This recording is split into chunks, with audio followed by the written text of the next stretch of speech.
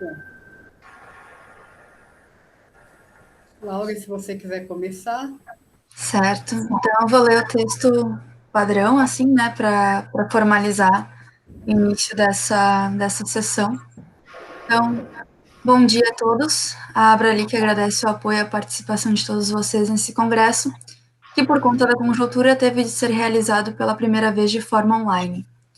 Os STs gravados serão disponibilizados online em nossa plataforma. Aqueles que apresentarem as comunicações e estiverem em dia com a anuidade receberão os certificados e poderão enviar os textos para publicação em e-book até o dia 15 de dezembro.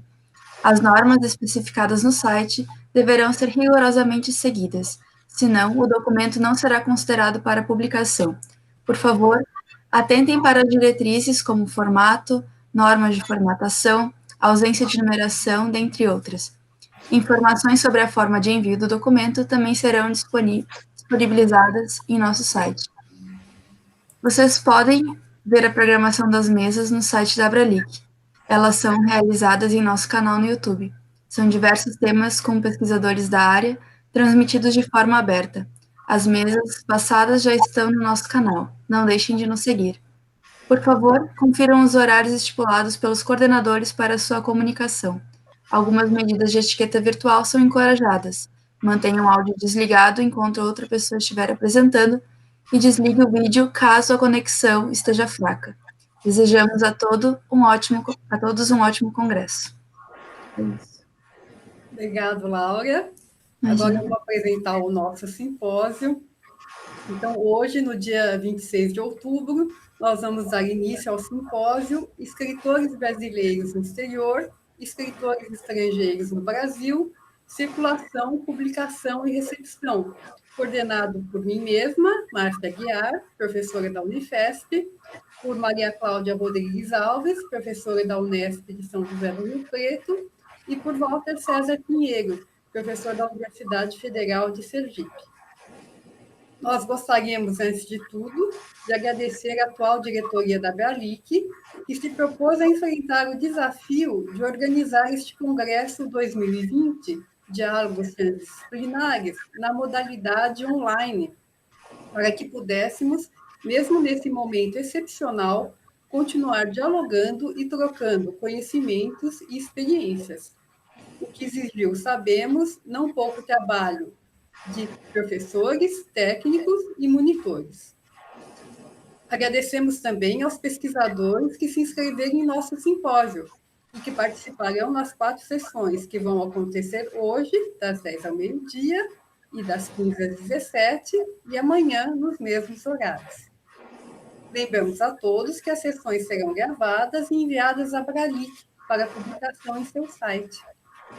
Nosso simpósio visa discutir as diferentes faces da publicação de um autor em um país estrangeiro: tradução, recepção, impacto de outras artes em sua constituição ou leitura, os vários autores que participam de sua edição, interpretação e circulação no país de origem e no país estrangeiro. Nesses 2 dias, vamos passear por vários escritores, línguas e países. Nessa nossa sessão inaugural, o Brasil será atravessado pela Coreia do Sul, pela Inglaterra, pela França e pelos Estados Unidos. E nela poderemos ver também os escritores brasileiros contemporâneos na vitrine internacional. Nós vamos começar com a Vitória Ferreira Doreto.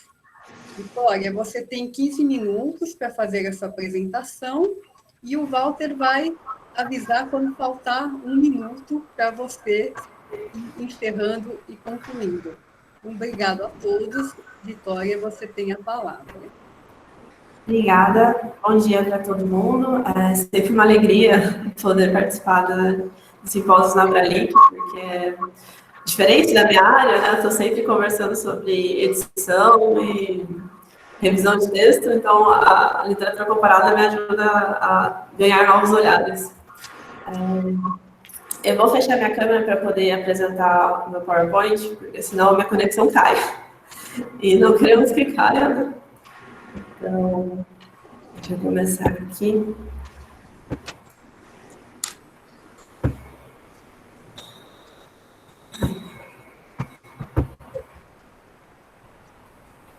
Bom, eu sou doutoranda no programa de pós-graduação em estudos de literatura da UFSCar e hoje eu vou falar um pouquinho sobre um estudo de caso que eu estou desenvolvendo lateralmente a minha tese de doutorado.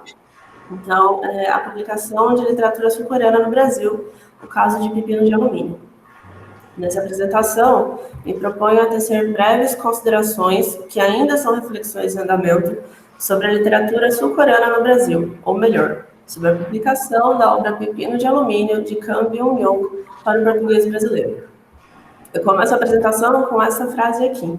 Se há algo remoto para o brasileiro, é a literatura sul-coreana.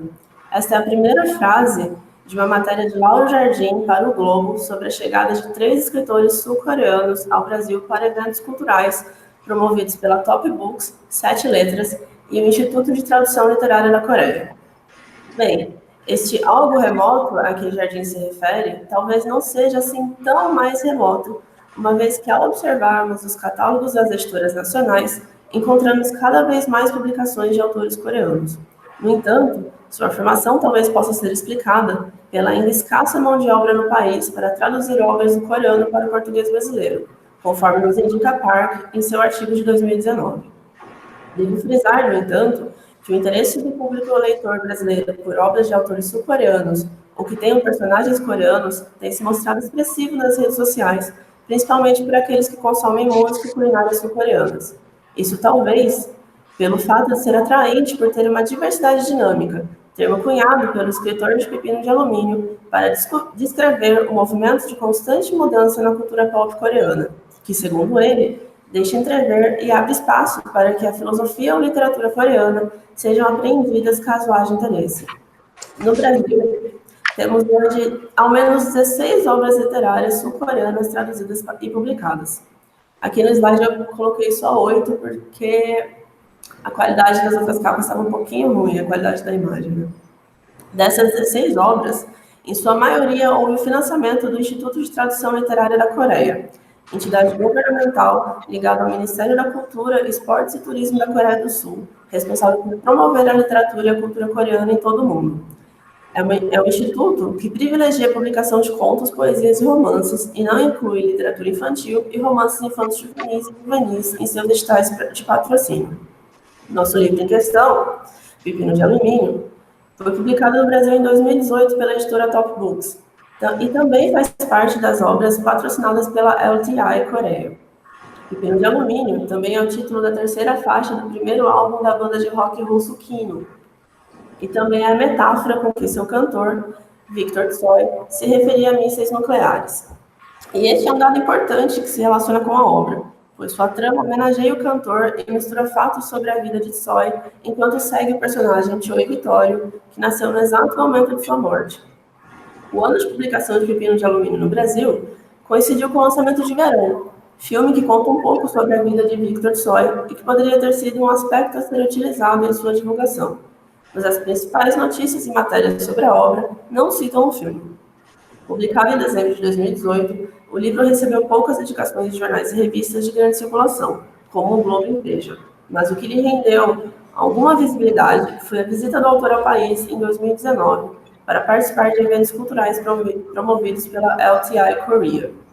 Em 2019, o estabelecimento de relações diplomáticas entre Brasil e Coreia do Sul completou 60 anos. E para marcar a data, a LTI Korea organizou uma agenda de encontros para bate-papo e lançamento de livros com 3 escritores sul-coreanos no Rio de Janeiro, Brasília e São Paulo. Nesta ocasião, os escritores Kim Ki-taek, autor do livro de poesias Chiclete, e Kang Byung-yong, autor de Pepino de Alumínio, lançaram seus títulos em um encontro com Park Min-kyu, ficcionista ainda inédito em nosso país, e debateram junto com alguns escritores brasileiros questões sobre literatura, nacionalismo e globalização.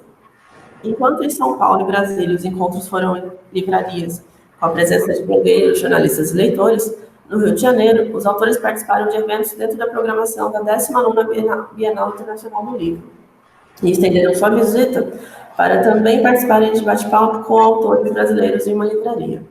Estes eventos, no final de 2019, renderam a Kang Byung-yong entrevistas e matérias sobre seu lançamento no Brasil. Por exemplo, É neste momento que ele escreve para o Estadão, contando como se sentiu tocado pela história do Chapecoense e seu desejo de mostrar não só a literatura, mas algo além dela.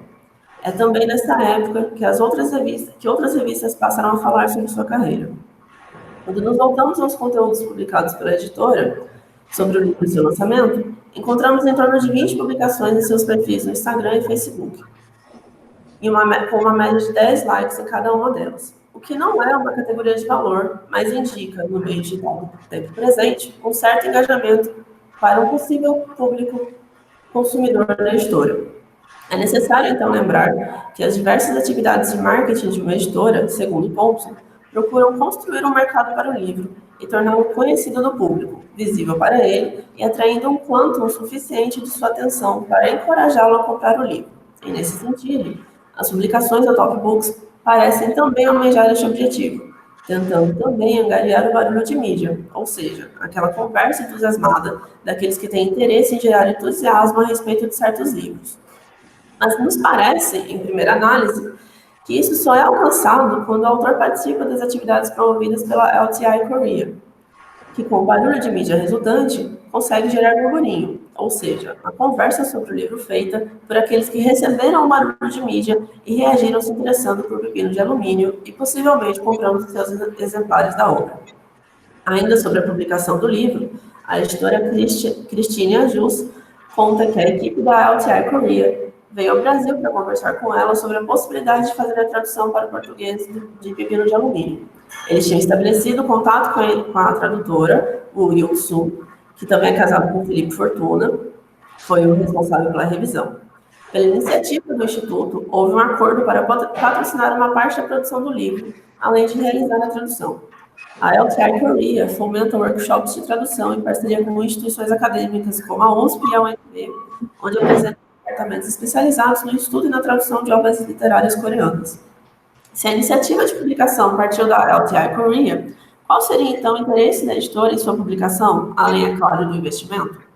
Bem, parece haver interesse de alguns editores brasileiros na literatura coreana como um novo segmento de investimento, especialmente depois que a Vegetariana, de Han Kang, recebeu o Prêmio Internacional Man Booker em 2016. Outro ponto, indicado recentemente por Kang em uma entrevista ao Korea Post, é o crescente interesse dos fãs de K-pop pela cultura coreana, ainda na chamada Hallyu, termo cunhado pela imprensa chinesa ao receber o impacto cultural que os produtos sul-coreanos tinham em sua sociedade e que se refere à popularização da cultura popular sul-coreana ao redor do mundo a partir dos anos 90. Nas palavras do autor, no início, era o interesse crescente pela cultura coreana. Fãs de K-pop começaram a se interessar por outras áreas da cultura, como a literatura. E segundo, o esforço do governo coreano. O governo sabe que a caneta, conteúdo cultural, é mais poderosa que a espada, poder militar. Assim, a LTI Korea e a ARKO oferecem várias promoções culturais a fim de difundir a literatura e a cultura coreanas para o mundo. E claro, em terceiro lugar, a internet se tornou o divisor de águas. Ainda que de acordo com o PAR, quando se fala de literatura no Brasil de literatura coreana no Brasil, as possibilidades apontam para um mercado potencial na literatura infantil e na juvenil, que são gêneros não contemplados pelos editais da LTI. Mas nos parece que a publicação de Pepino de Alumínio, que não se encaixa nas categorias infantil e juvenil, mas sim em ficção coreana, apostou que havia interesse por parte do mesmo público que se interessou por títulos coreanos publicados no Brasil anteriormente, como Por Favor, Cuide da Mamãe, de Kim Soo-shin, publicado pela Intrínseca em 2012, e Sukiyaki de Domingo, de Ba Soo-ah, publicado pela Estação Liberdade em 2014, ambos também como ficção coreana. O que o diferencia de Por Favor, Cuide da Mamãe, por exemplo, é a condução de sua divulgação. Enquanto a Intrínseca enviou exemplares de sua obra para blogueiros parceiros, construindo assim uma rede de pessoas que fizeram o assunto render, ou seja, a publicação da obra, a Top Books apostou nos eventos culturais com Kang Byung-young, que também contaram com a presença de blogueiros que receberam exemplares do livro, para que se formasse um burburinho ao redor da obra. Nessa primeira análise, nos parece que títulos como Pepino de Alumínio, que tiveram divulgação pontual, mas são fontes de interesse para quem quer saber mais sobre a cultura e literatura coreana, podem se tornar obras com vida na backlist do catálogo da editora, ou seja, cujas vendas ainda ocorrem com certa sazonalidade depois do seu primeiro ano de lançamento. Isto é, Isto, é claro, depende de vários fatores que não me debruçarei neste momento. Importa mencionar, como efeito de final dessa apresentação, que mesmo com ou sem financiamento, a publicação de literatura coreana no Brasil tem crescido, ainda que lentamente, com obras como A Vegetariana de Han Kang e O Bom Filho de Yoo Jong-jun. E também com títulos de literatura juvenil e de autores ou com temáticas em ambientes sul-coreanos, como Shine, da Jéssica Jung, lançamento deste ano da Intrínseca, Nasci para Brilhar, de Leila Lee, lançamento deste ano da Plataforma 21, e Um Lugar Só Nosso, de Maureen Bull, lançado pela Seguinte, também neste ano. E devemos acompanhar este crescimento para entender não só os rumos do mercado editorial nacional, mas também a interculturalidade que este fenômeno ajuda a consolidar.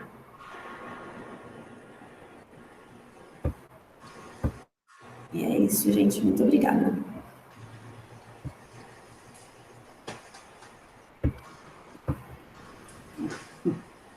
Obrigada, Vitória. Foi bem interessante. Nós vamos deixar os debates para o final. Aí a gente faz questões para todos os participantes.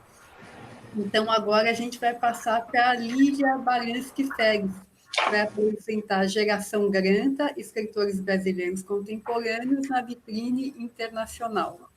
Lídia, a palavra é sua.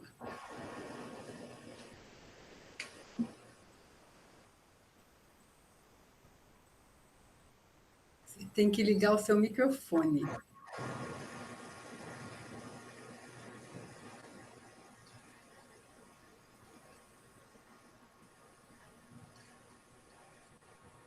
Deu. Estão me ouvindo? Estamos sim. Tá, deixa eu ver se entrou aqui. Entrou sim. Tá. Então, tá. Então, bom dia a todos. Eu sou a Lília. Eu sou doutoranda do programa da Uniriter, de Porto Alegre. E hoje, então, eu estou trazendo um pequeno recorte do meu trabalho de mestrado, né? Então, eu trabalhei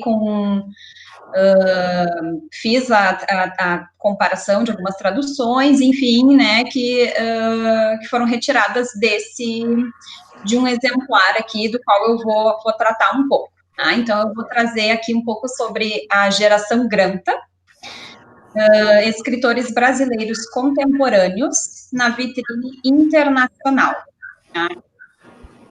Então, como considerações iniciais, né, eu vou situar um pouquinho, assim, essa obra, né. Em 2012, foi lançado o volume 9 da revista literária Granta, uma revista britânica, né, de grande reputação, e o título desse volume é Os Melhores Jovens Escritores Brasileiros. Um pouquinho depois, alguns meses depois, no mesmo ano, né, foi publicada a versão em inglês, né? Best of Young Brazilian Novelists. Então, volume 121. Então, as duas capas aqui, elas são capas praticamente idênticas, né? Só muda ali uma opção de cor, né? Um detalhezinho. Então, a revista Granta, né? Essas edições são publicadas a cada 10 anos, né? E elas trazem, então, se propõe, né, a trazer os melhores escritores contemporâneos daquela geração, né? Então, cada 10 anos eles reúnem, né, um grupo de novos escritores a fim de introduzir eles ao público leitor. Então, eles são escolhidos, né, por, a princípio, ter um potencial de construir uma carreira sólida no mercado literário. Então, eu trouxe aqui só alguns exemplos de algumas edições que eles já lançaram, né, para a gente ter uma ideia, assim, de como é as capas. Então, no caso da versão brasileira, né, a primeira que se tem, né, até o momento, nós temos 20 nomes, né, os 20 melhores escritores brasileiros, né, da sua safra, e eles são apresentados nessa edição da Granta através de um conto. Então, cada autor compõe ali, né, escreveu um conto. E eles foram escolhidos por uma comissão julgadora. Existiu, então, um projeto chamado Granta, né, onde os candidatos puderam se candidatar, né, e aí um júri escolheu esses 20 melhores escritores brasileiros. Então, foram escolhidos, né, porque, por meio de sua escrita, contribuem para mudar o panorama das letras no país, né? Então, é um discurso que está ali na própria revista, né? Para justificar a escolha desses 20 escritores. Eles retratam uma parcela significativa dos escritores que estão em atividade no país naquele momento, né? Todos eles são jovens escritores porque eles têm menos de 40 anos naquele momento da eleição, né, foram eleitos. Todos eles têm que ter, né, existem alguns pré-requisitos para eles participarem dessa seleção, né, então, um dos requisitos é que eles tivessem pelo menos um conto publicado para participar dessa seleção de melhores escritores. E alguns deles já são, né, bastante premiados, já eram, né, antes de serem escolhidos. Então, a título só de curiosidade, porque às vezes algumas pessoas me perguntam quem são os jurados, né, então é bom também a gente dar uma espiadinha para ver quem são essas pessoas autorizadas, né, a carimbar esses jovens escritores. Então, a gente tem a Beatriz Bracher, né, que se a gente for dar uma olhadinha, é uma editora, da editora 34, né, então para a gente ter uma noção de que tipo de pessoa que está participando, né. Cristóvão Pesa, Samuel Titã, Manuel da Costa Pinto, o Ítalo Morricone, o Benjamin Moza, né, que se envolveu muito ali com as traduções da Clarice, e o Marcelo Ferro, tá? Então, só a título de curiosidade mesmo que eu coloquei esse slide aqui dos jurados. Então, vamos aos nomes dos 20 melhores escritores escolhidos por esse júri de 7 pessoas. Então, a gente tem o Antônio Prata, né, só para mostrar aqui, porque acho que agora eu vou passar um a um, tá, em slide, então a gente não vou precisar passar para vocês aqui na lista corrida, tá? Então, vamos ao primeiro aqui, em ordem alfabética que eu coloquei eles. O Antônio Prata, né, ele é filho dos também escritores Mário Prata e Marta Góes, ele é um roteirista, ele tem uma coluna na Folha de São Paulo, ele é um roteirista contratado da Rede Globo, né, então ele colaborou com algumas novelas, como a Bang Bang, que foi escrita pelo pai, né, Mário Prata, e também pelo Carlos Lombardi. Ele ajudou também na escritura da Avenida Brasil e A Regra do Jogo, né. Ele é roteirista das séries Os Experientes, Sob Pressão e País de Primeira. Ele é autor de 10 romances. Temos o Antônio Cherchenevsky, que ele é doutorando em literatura comparada pela USP, ele colabora com resenhas e críticas para jornais e revistas, ele é fundador da Não Editora, né, lá de 2007, dedicada a jovens autores gaúchos. Ele é autor de 4 romances, ele traduziu mais de 20 livros para o inglês e para o espanhol, e foi redator do Instituto Moreira Salles e da editora Cosac Naif.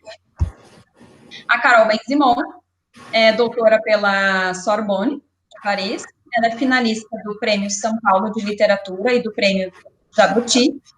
Ela colaborou com ensaios e contos da Zero Hora, Estado de São Paulo, Globo, Folha de São Paulo, Super Interessante, Piauí, Bravo e Amex Twin. E ela é autora de 4 romances. Aqui eu estou reunindo, né, nesse mini currículo de cada um, a gente está, né, olhando com uma lupa esses 20 escritores um pouquinho mais de perto, eu estou colocando algumas informações, assim, mais relevantes, que a gente eu poderia detalhar, mas aí é muita coisa, assim, dizer cada jornal ou revista que todos eles contribuíram. Estou pegando, assim, as coisas mais chamativas para a gente ter uma ideia do currículo de cada um desses 20 escritores, tá? Para também não ficar muito cansativo, né? A Carola Saavedra, vencedora do prêmio da Associação Paulista de Críticos de Arte, em 2008. Ela venceu também o vencedora do prêmio Raquel de Queiroz, em 2010, e foi autora convidada da Flip em 2010. E ela escreveu 5 romances. O Chico Matoso, ele é mestre em escrita dramática, escritor, tradutor e roteirista. Ele é editor da revista Ácaro, ele foi finalista do Prêmio Jabuti em 2007 e escreveu 4 romances. Eu também dei mais ênfase nos romances que cada escritor escreveu, porque alguns também contribuíram com um conto numa antologia, e aí eu também optei por não detalhar tudo isso, porque também ia ficar muita informação, tá? Então, eu priorizei os romances. O Cristiano Aguiar, ele é escritor, crítico literário e professor, ele é doutor em letras, foi vencedor do Prêmio Osman Lins de Contos em 2007, colaborador do Suplemento Literário Pernambuco, ele editou as revistas Eita e Cristine, editor da revista literária digital Vacatus, e ele escreveu 4 obras.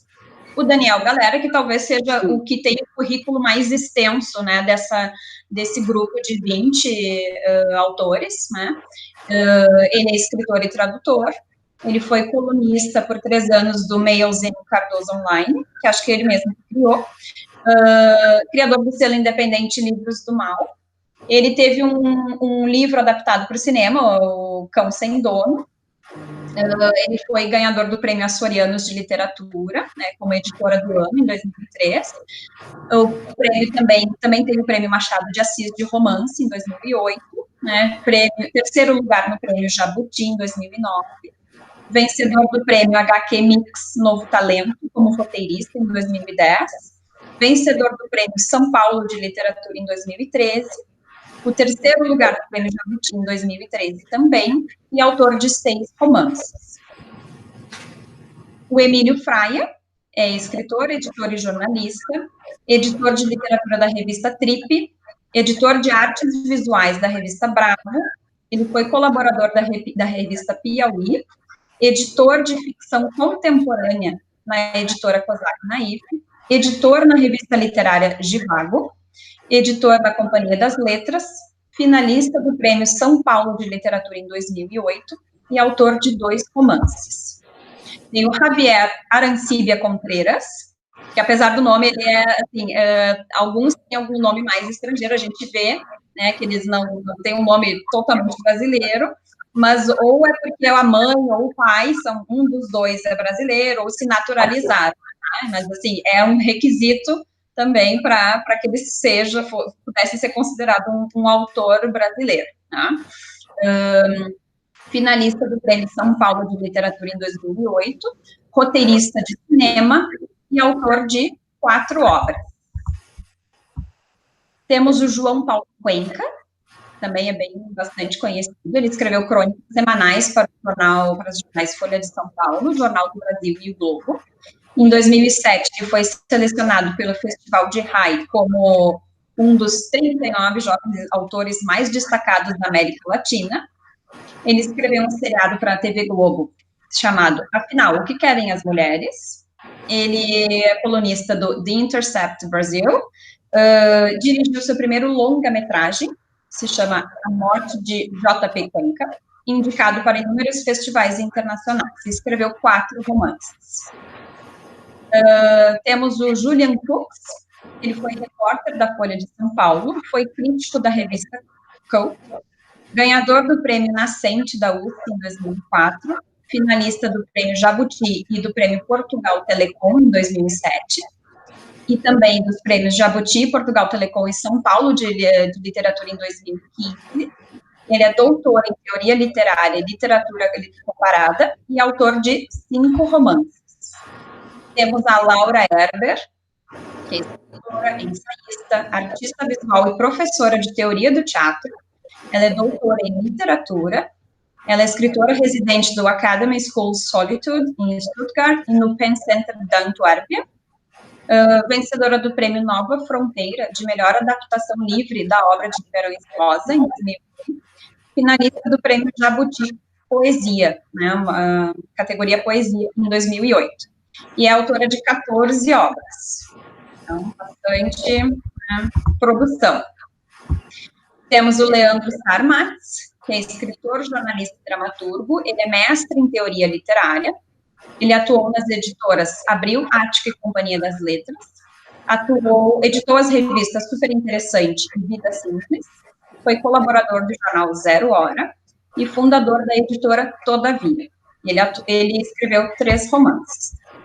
A Luísa Geisler, né, Dalla Valle Geisler, ganhou o prêmio Sesc de Literatura e foi finalista do prêmio Jabuti em 2010. Ganhou o prêmio Sesc de Literatura também em 2011. É colunista da revista Capricho e é mestre em processo criativo pela National University of Ireland. E ela é autora de 6 obras. O Michel Laube, ele é escritor e jornalista, ele foi editor-chefe da revista Bravo, coordenador de publicações em internet do Instituto Moreira Salles e colunista da Folha de São Paulo e do Globo. Ele foi colunista também do Valor Econômico e ele recebeu diversos prêmios, né, como o Jewish Quarterly Wingate, o Transfood, o Jabuti, Copa de Literatura Brasileira, em 2013, a Bravo Prime, em 2011, na Bienal de Brasília, em 2012, e Érico Veríssimo, em 2001. E ele também foi finalista de diversos outros prêmios, como o Dublin International Literary Award, o Jabuti em 2007 e 2017, Correntes, ai meu Deus, tenho, tá bom, vou tentar, eu tenho bastante coisa aqui, Correntes de Escrita, em Portugal, em 2014, São Paulo de Literatura, enfim, alguns prêmios aqui, autor de 7 romances, deixa eu dar uma corridinha. O Miguel de Castilho, escritor, tradutor, editor e curador, né, curador da Biblioteca de Fotografia do Instituto Moreira Salles, foi editor da COSAC Naif, do site Zoom e da revista Nós, vencedor do prêmio Paulo Brito de Poesia e Prosa, em 2010, escritor residente na Foundation Jan na Suíça, em 2018, foi autor convidado da Flip em 2019 e autor de 4 romances. O Ricardo Lízias é escritor e professor de língua portuguesa, foi o 3º colocado no Prêmio Portugal Telecom de Literatura Brasileira em 2006, finalista do Prêmio Jabuti em 2008, finalista do Prêmio São Paulo de Literatura em 2010, vencedor do Prêmio Associação Paulista de Críticos de Arte, Melhor Romance, em 2012, e autor de 16 obras, entre obras adulto e infantil, bastante produção infantil. A Tatiana Salem Levi, que é romancista, contista, tradutora, roteirista e ensaísta, é mestre e doutora em estudos literários, vencedora do Prêmio São Paulo de Literatura e finalista do Prêmio Jabuti, Zafari Bourbon, em 2008, é colunista do jornal Valor Econômico e autora de 6 romances e 2 obras infantis. A Vanessa Barbara, que é jornalista, editora do periódico A Hortaliça, foi colaboradora da revista Piauí, da Folha de São Paulo, do Estado de São Paulo.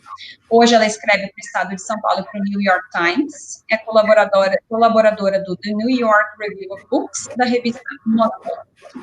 Ela ganhou o prêmio Primeiro Romance Estrangeiro, o prêmio Paraná de Literatura e o Jabuti de Reportagem e prêmio APCA também. É autora de 7 obras. Esse aqui acho que é o último, tá, pessoal, dos autores, aí eu já finalizo. O Vinícius Jatobá, que é escritor e crítico literário, doutor em literatura comparada, ele estudou roteiro e direção na New York Film Academy, e atua como crítico literário para os jornais O Estado de São Paulo, O Globo, e para a revista Carta Capital, escreveu e dirigiu curtas, e autor de diversos contos, nenhum romance, apenas contos, tá?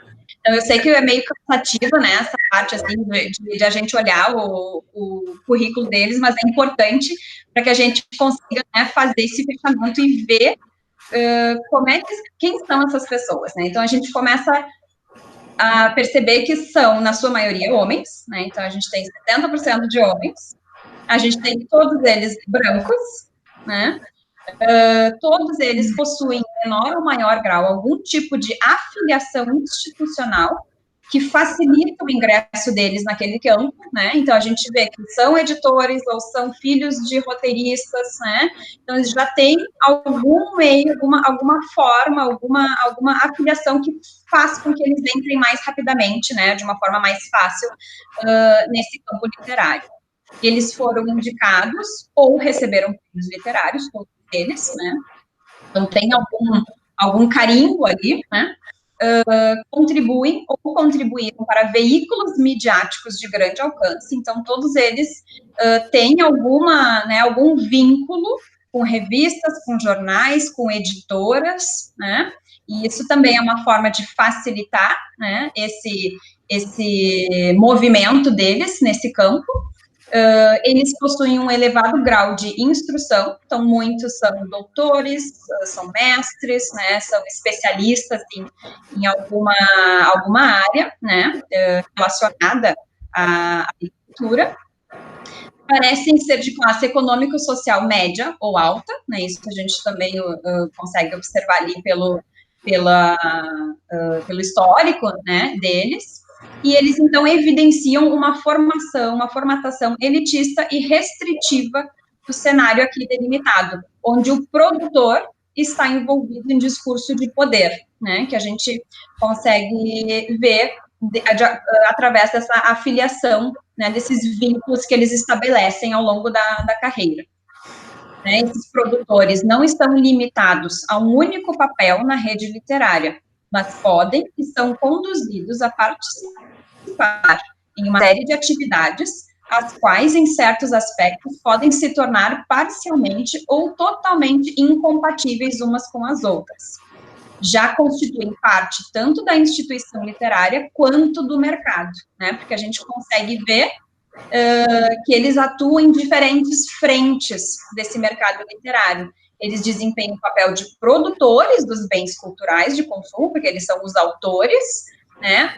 Mas eles também exercem a função de promotores desses produtos, porque eles mesmos são escritores, eles mesmos são editores, eles mesmos são críticos literários, né? Então, eles têm um grande poder de manipulação desse polissistema literário, né? Porque eles produzem e eles mesmos corroboram aquilo que eles mesmos produzem, né?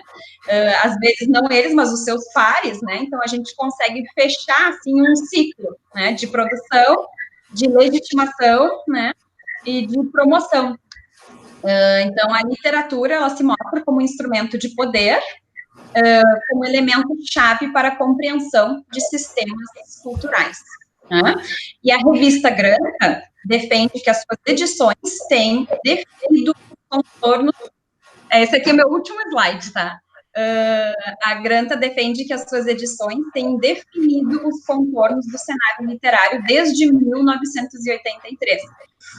Isso é interessante a gente ver como esse veículo, no caso eu estou tratando da Granta, mas existem outros nesse mesmo molde, como fundador de discursividade, né, com a sua linguagem autorizada e de autoridade, porque também é um material que chega, né, e que a gente lê a capa. Pô, alguém está dizendo que são os melhores, né, então eu vou dar uma espiadinha, vou dar uma olhada, vamos ver quem são, se estão dizendo que são os melhores, devem ser, né. Então, é um tipo de produção que também ajuda, né, a autorizar essas pessoas, né, porque também é um veículo de autoridade, a Granta, né, que vem de uma universidade britânica, né, de grande reputação. Não é qualquer um dizendo, né, discursos como os criados e vinculados por instituições desse tipo atuam na promoção de vendas e compras de produtos literários e no estabelecimento de tipos de consumo, movimentando as engrenagens do polissistema. Então, tem uma capacidade de, mostrando, né, que tem uma capacidade de interferência no sistema literário, consolidando ou refutando literaturas, porque assim como tem os melhores, também tem aqueles, não, esse não é bom, não leiam, né?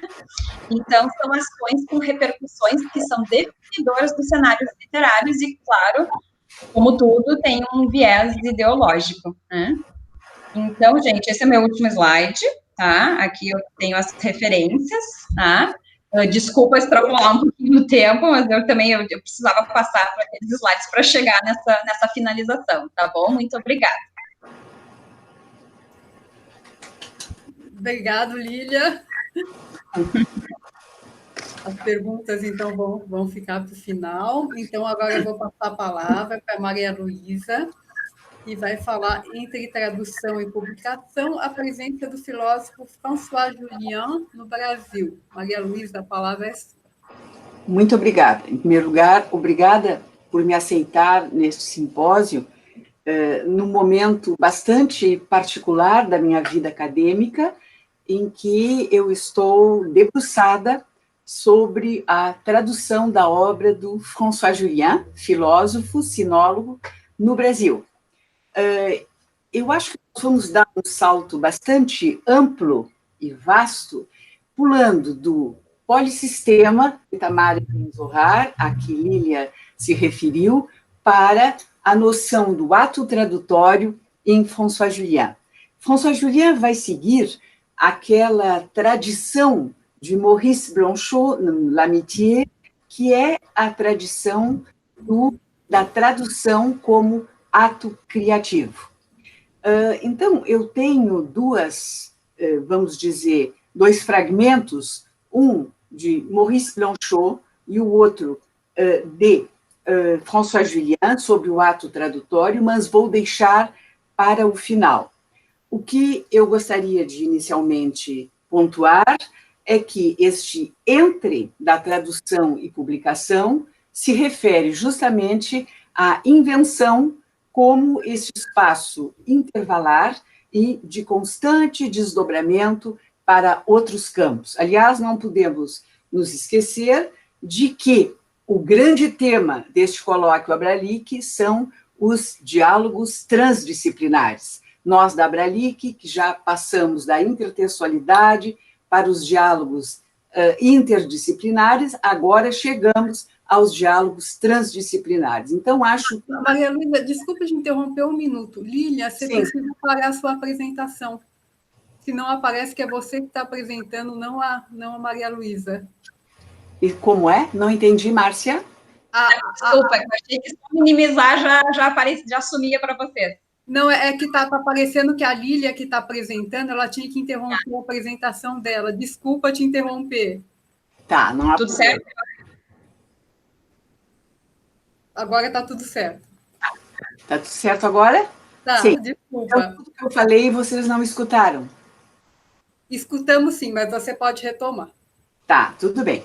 Não, eu quero dizer que o meu título, Entre Tradução e Publicação, quer marcar o entre como espaço, vamos dizer, de intermédio, um espaço mesclado entre esta, não é, circulação, publicação e recepção, que pontua, que situa na invenção este total desdobramento que é bastante, tem muita consonância com o tema geral do Congresso Abralic deste ano, que são os diálogos transdisciplinares. E eu dizia, não é, que nós viemos na Abralic migrando de intertextualidade para diálogos interdisciplinares, e agora vamos para os diálogos transdisciplinares, que, vamos dizer, configura o perfil do filósofo e sinólogo François Julien. Num ato de muita simplicidade e muita rapidez, eu já traduzi Les Transformations Silencieuses, pela Eduel, de Londrina, não é? Já está pronto. Eu já traduzi Não Há Identidade Cultural, e já traduzi, que está no prelo, de L'Être Vivre, do Ser ao Viver, também pela Eduel, que vai aparecer, vamos dizer, daqui a algumas semanas. Ora, por que eu mostro estes livros? Porque em todos eles há sempre embutida uma teoria da tradução, e eu me preocupo bastante com esta questão da teoria da tradução como suporte legítimo que vai propiciar a circulação, a publicação e recepção. E eu dizia que, da Lilian, com Itamar Ben-Zohar, para o François Julien, há um salto, não de qualidade, mas um salto de diferença, porque o que o Itamar fez para a nossa tradução, ou a tradução internacional como um todo? Ele pontuou justamente essa consolidação, não é? E essa tentativa de transgressão de um esquema, de um elemento nacional, de um sistema literário. Ora, François Julien vai justamente preocupar-se com o ato criativo como uma forma de desdobramento do texto traduzido a outros campos. Bom, então, marcar esta consonância de François Julien com Maurice Blanchot sobre o ato de traduzir como ato criativo, dá a perceber pelo menos duas evidências. Tanto aquela evidência que se refere à presença francesa em terras brasileiras, quanto aquela que se relaciona com a própria paisagem tradutória, enquanto gesto inventivo que traça o suave convívio entre a diferença de línguas. Parto do pressuposto, pois, de que a recepção favorável do estrangeiro abre um espaço considerável à tradução. Vista deste ângulo, e como bem já o afirmara Mário de Andrade em artigo da Revista do Brasil de 1924, sob a presença do poeta Blaise Cendrars no território nacional, marca-se a eficácia do legado francês ao pensamento brasileiro, sobretudo com essa que eu me permito ler. Mário de Andrade diz o seguinte: amo, sobretudo, da poesia viva da França, Blaise Cendrars, porque o mais rico dos benefícios para mim. Ele me libertou da incompreensão do passado, livrou-me do ritmo impessoal, dando-me não o seu, mas o meu ritmo, tão diferentes esses. Descobriu para mim as puras nascentes do lirismo, muito mais que escritos de estetas e experiências de laboratórios, porque sempre foi caminhar em estrada mais certa, em vez de cartas geográficas, ter um sarado e sacudido companheiro de viagem. E poeta francês, libertou-me da França. Fim de tradução. Com efeito, se vista pelo ângulo do artesanato literário e cultural, notam-se matizes do imaginário francês na constituição de temas, motivos e processos teóricos críticos, pela perspectiva da tradução na produção brasileira, observa-se a completude que o texto traduzido de procedência francesa confere à recepção crítica brasileira. Agrega a arte tradutória de Haroldo de Campos, ao mesmo tempo em que a decanta certa diversidade de modos e formas com que aborda a percepção da alteridade e a do real circundante.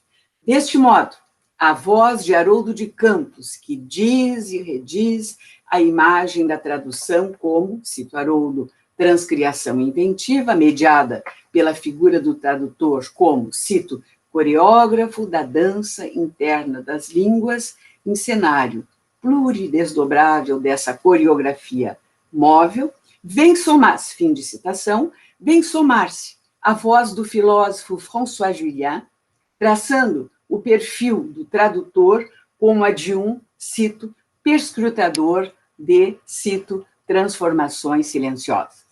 Refiro-me precisamente à obra Les Transformations Silencieuses, é uma obra de 2011, por mim traduzida e publicada em 2018, que constitui, a meu ver, o núcleo irradiador da reflexão de natureza filosófica de François Julien sobre o diálogo efetuado com a tradução de línguas, sujeitos, nações e disciplinas postos em intersecção. Demarcar mesclas e matizes que retraçam o entrecruzamento de distintas cartografias no pensamento contemporâneo, eis o traço primordial pontuado pelas transformações silenciosas, baseado na teoria de percepção de natureza não fenomenológica, vista como perscrutar de inevidências e incidentes que afloram de modo inesperado durante o exercício tradutório. Operações em uma palavra que constituem o prazer da decifração experimentado pelo uno, tradutor, face ao diverso, texto a traduzir, uma vez a página a traduzir, modulada pelo ritmo de transformações silenciosas. Leia-se, sob esse gesto do perscrutar, a emergência do inusitado com que se depara o sujeito no rastro das transformações silenciosas. Fatos imprevistos, impensados e inimagináveis emergem independentemente do agir desse sujeito tradutor. Ao contrário, a real mobilidade do pensamento tradutório ocorre não pelo agir, ou pelo não dominar como travessia sempre preliminar, ocorre pelo não agir e pelo não dominar como travessia sempre preliminar, mediante a qual a cartografia tradutória se vai completando e configurando-se diante do sujeito leitor-tradutor, conquanto acolhe o écart, ou o distanciamento entre as línguas. Quando substituir o domínio dos fenômenos pelo não agir torna o sujeito perscrutador de transformações silenciosas, essa prática facilita o acesso a certa paisagem íntima enquanto imagem compartilhada de uma singular hospitalidade ao outro. Pela mediação do gesto tradutório, trata-se de estampar novos modos e formas do pensar consequentes do diálogo com a alteridade. Diálogo que François Julien efetua na obra Entrer dans une pensée ou de possible de l'esprit, entrar em um pensamento ou possíveis do pensamento, sintetizando-o pelo encontro de outros possíveis do pensamento. Nessa obra, vista como outro possível do pensamento, o traduzir não se reduz ao familiar e ao conhecido. Enquanto evidência do distanciamento entre as línguas, articula o duplo gesto, aquele de acomodar e, ao mesmo tempo, de escutar o que resiste a esta acomodação, possibilitando ao sujeito, leitor, tradutor, perceber o aflorar de novas possibilidades desdobradas de práticas como assimilar, desassimilar, reassimilar, práticas movidas pela valorização da presença da língua do outro.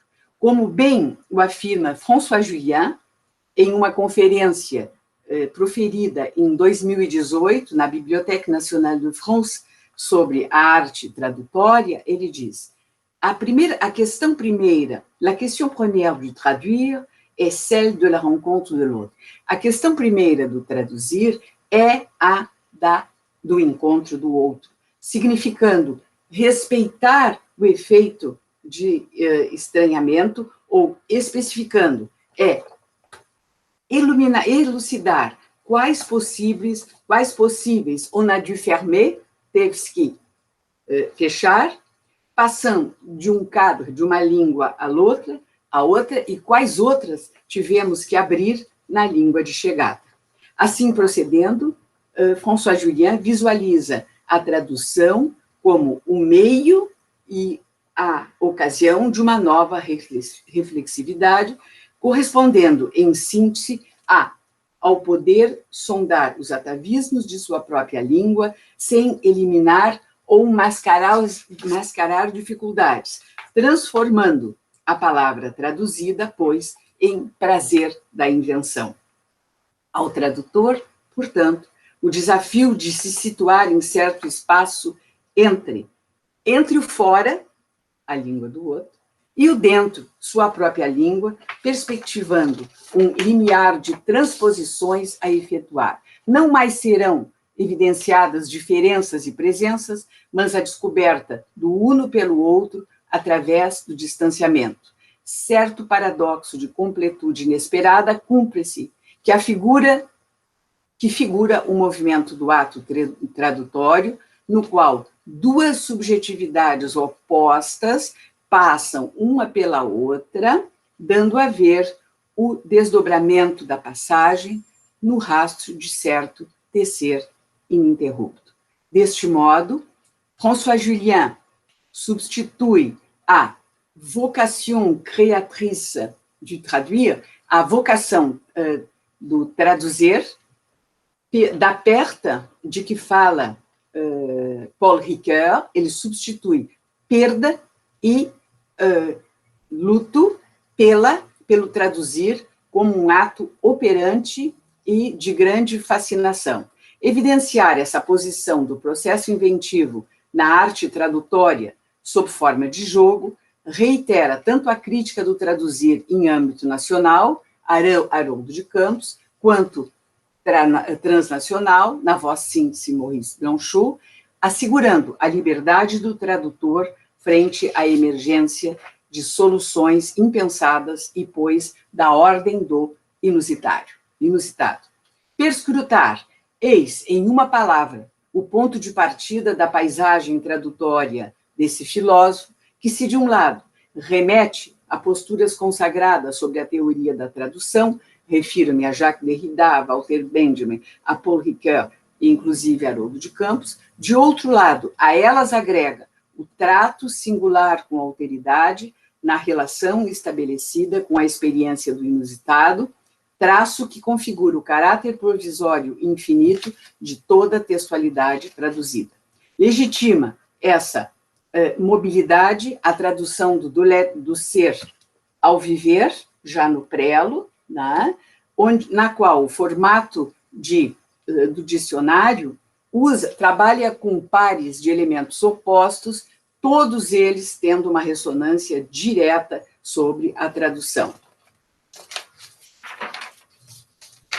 Com efeito, de um lado, as transformações silenciosas, eu vou saltar e deixamos para discussão depois. Com efeito, de um lado, as transformações silenciosas e de outro, do ser ao viver, constituem o lugar privilegiado do pensamento transdisciplinar de François Julien entre literatura e filosofia, e que a tradução condensa pela arte do traduzir como arte do viver como perscrutar o inconfesso e o involuntário da experiência no rastro da leitura que este filósofo realiza da obra de Marcel Proust, presença recorrente ao longo de sua produção. Le devoir et la tâche d'un écrivain sont ceux d'un traducteur. O dever e a tarefa de um tradutor são os de um escritor, são de um tradutor, diz o autor em Tempo Reencontrado. Percebe-se que essa imagem proustiana, ao legitimar a seu modo o traço criativo do ato tradutório, legitima igualmente o perscrutar da vivência, fixando na descoberta de fatos impensados produzidos pelo inusitado o prazer da vraie vie, da verdadeira vida, também imagem proustiana como o próprio prazer do verdadeiro traduzir, e que dá título à última obra publicada de François Julien, que se intitula justamente De la Rêverie. Pontuar essa aproximação a Marcel Proust corresponde a retornar ao caráter do exercício tradutório pela mediação que concede à autorreflexão do homem e a de todos os homens. Assim, pois, nesta rápida configuração da presença do François Julien entre tradução e publicação, e essa presença acena para essa fertilidade do humano em busca de práticas capazes de transformar lugar e tempo de labor ou tarefa da tradução em dádiva do instante redescoberto, desdobrado do diálogo ininterrupto e, por vezes, inconfesso, entretecido com alteridade. Tradução e alteridade, pois, ou duas figuras em constante entrecruzar que a presença de François Julien em solo brasileiro, através do ato tradutório, permite evidenciar. Muito obrigada. Obrigada, Maria Luísa. Agora eu vou passar a palavra para a Maria Aparecida de Oliveira, da Universidade Federal da Paraíba, que vai falar com a gente de Virginia Woolf, tradução, recepção e impacto no Brasil. Maria Aparecida, a palavra é sua. Obrigada, Márcia. Obrigada a todas as organizadoras aí. Eu vou compartilhar a minha tela, então, com vocês. Os meus slides, né? Vocês estão visualizando aí?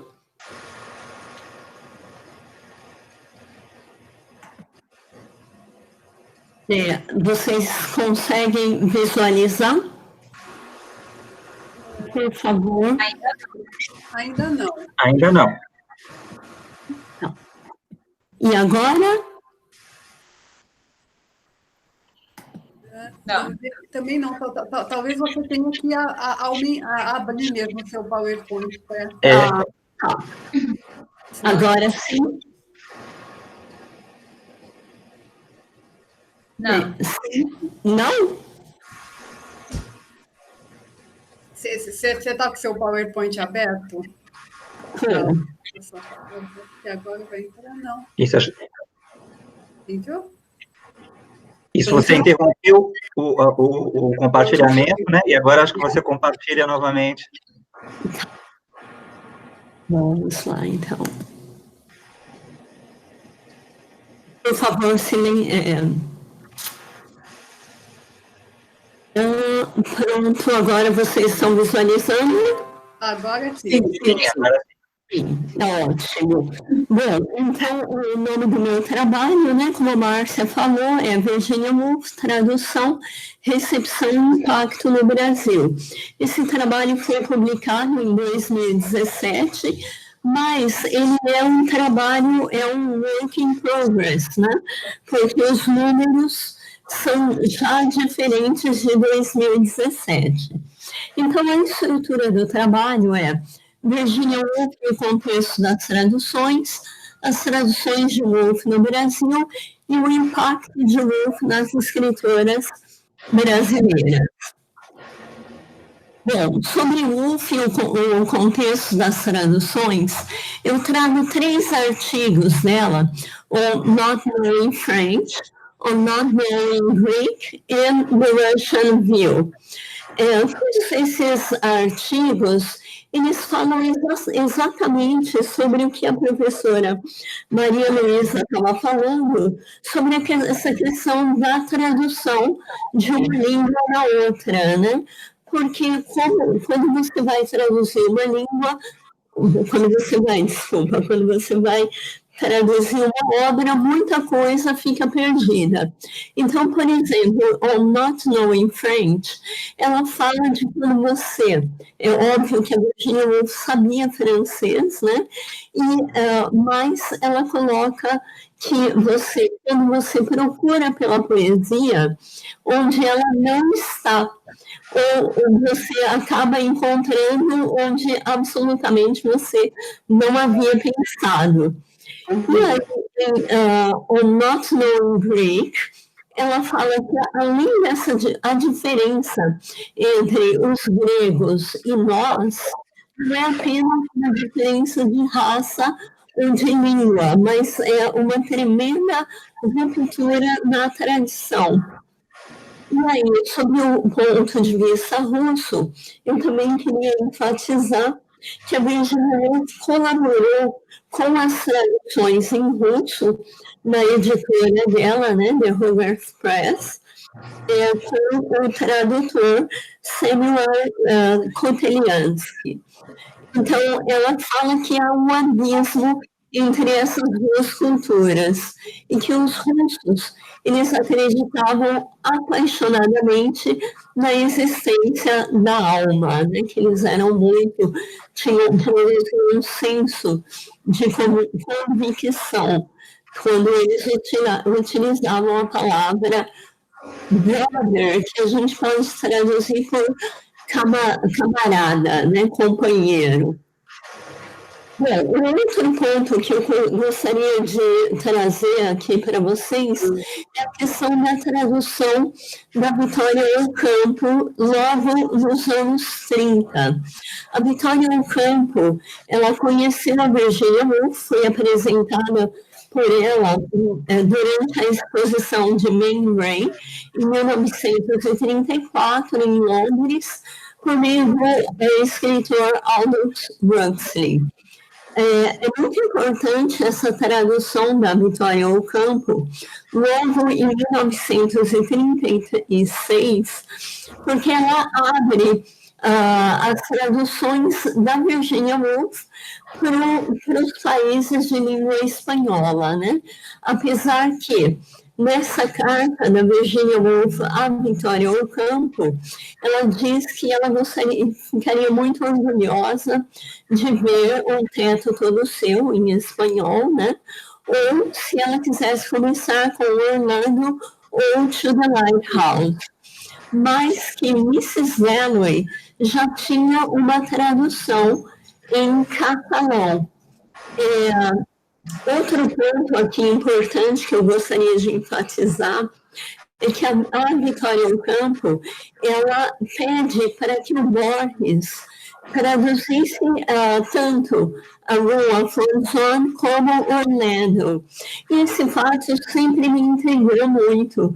Por que a Vitória Ocampo não tomou o protagonismo e não traduziu as obras? Ela mesma, né? Já que ela transitava bem aí em várias línguas também. E aí eu entendo porque ela utilizar o nome do Borges é um grande marketing, né, para a Sur, a editora dela. E aí o Borges, ele sempre ficcionaliza esse fato, dizendo que, na verdade, Um Teto Todo Seu não foi ele que traduziu, mas foi a sua mãe. No entanto, a mãe do Borges só começou a traduzir depois da morte do pai dela, a morte do pai do Borges, que seria muito depois, né? Bom, aí eu passo agora para as traduções de Woolf no Brasil. Eu vou falar um pouquinho sobre a recepção e depois eu entro nos números, começo a falar sobre a tradução dos contos, dos ensaios e depois os romances. Observando, né,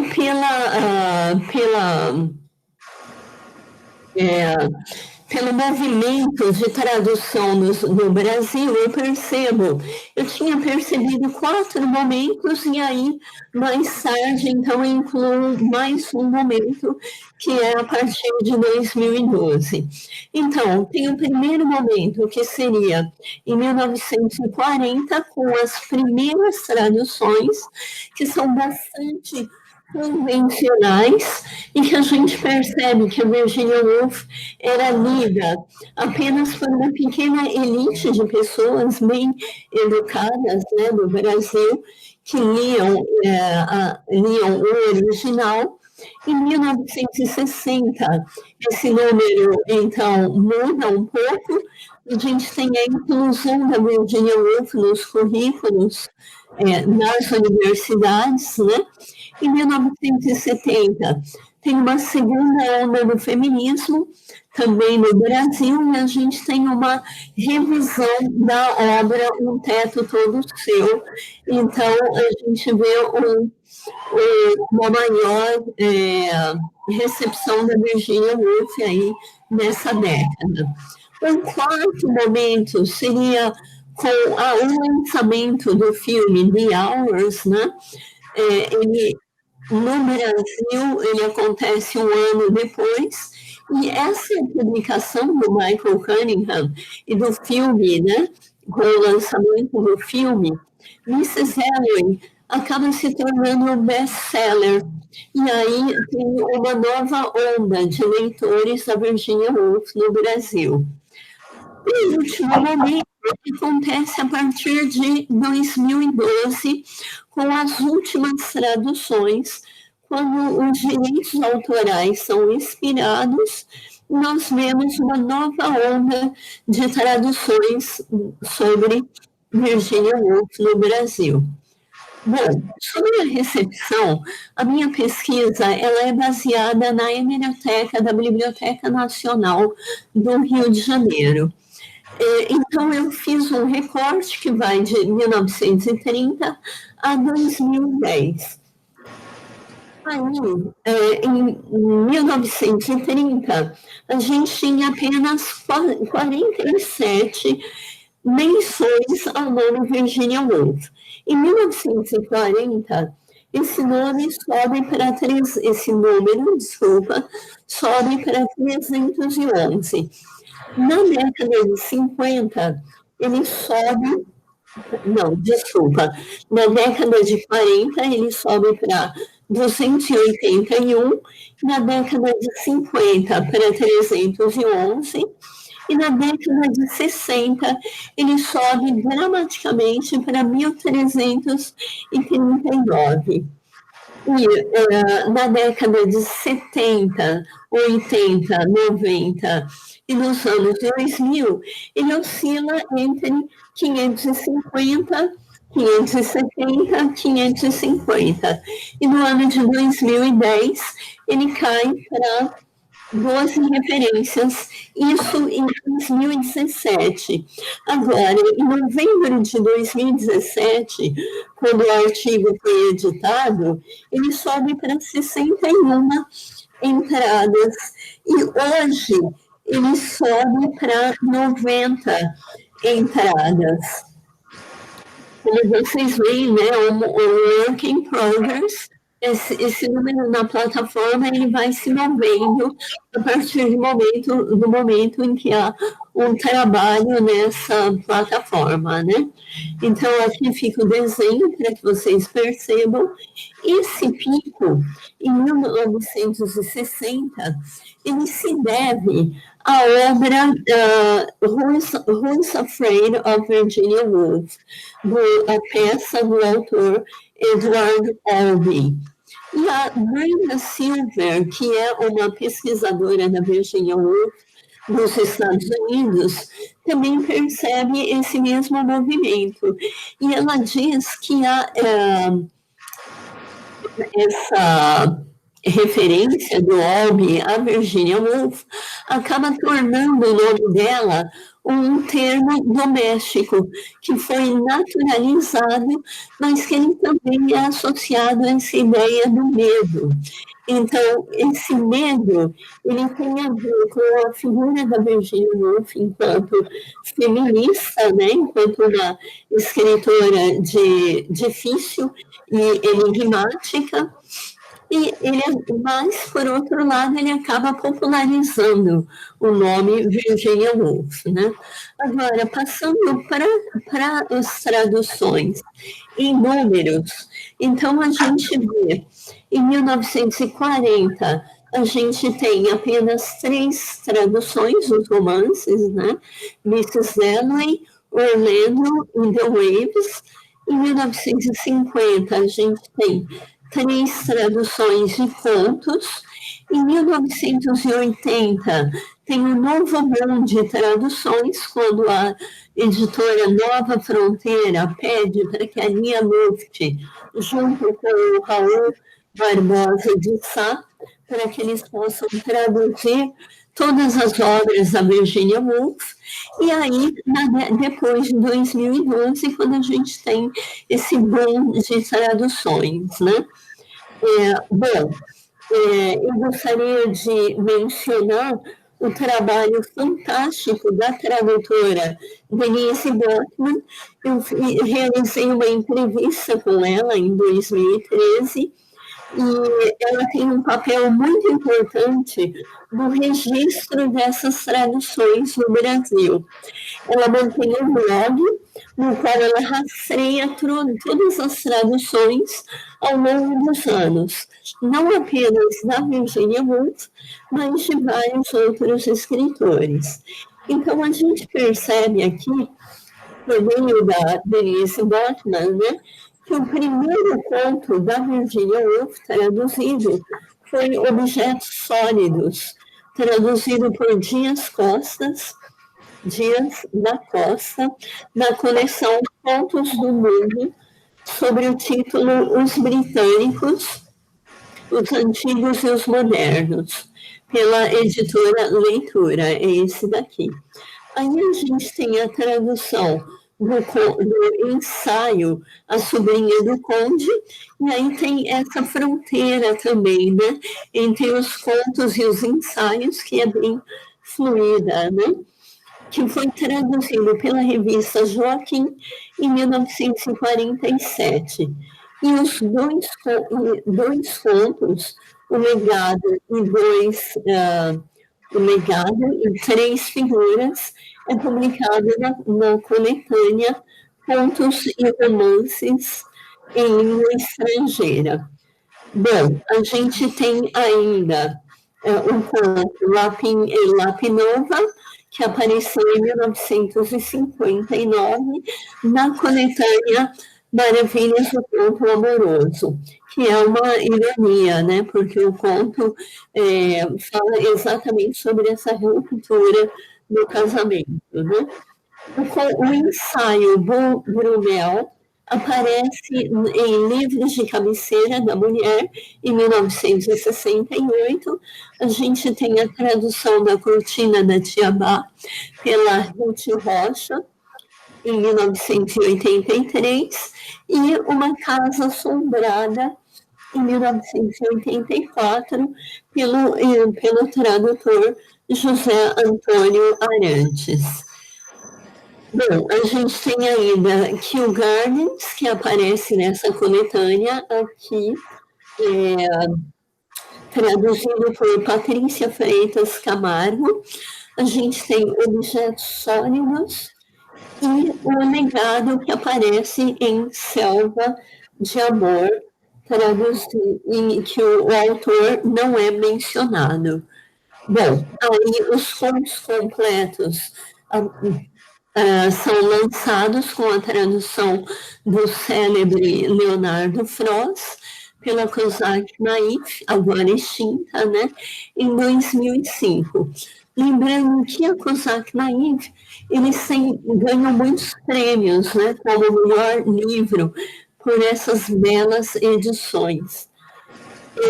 A gente tem um texto todo seu, ele foi traduzido primeiramente em 1985 pela Vera Ribeiro. E aí a gente tem uma outra tradução dele em 2017, traduzido pela Bia Souza Nunes.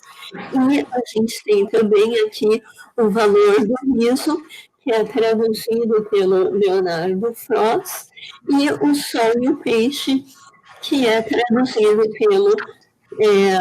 pelo Tomás Tadeu, que traduz também o ensaio Three Guineas, que não era traduzido até então, e a gente contava com uma tradução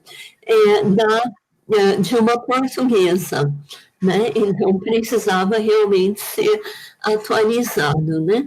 Eu não vou ler todo essa fala do Tomás Tadeu, né?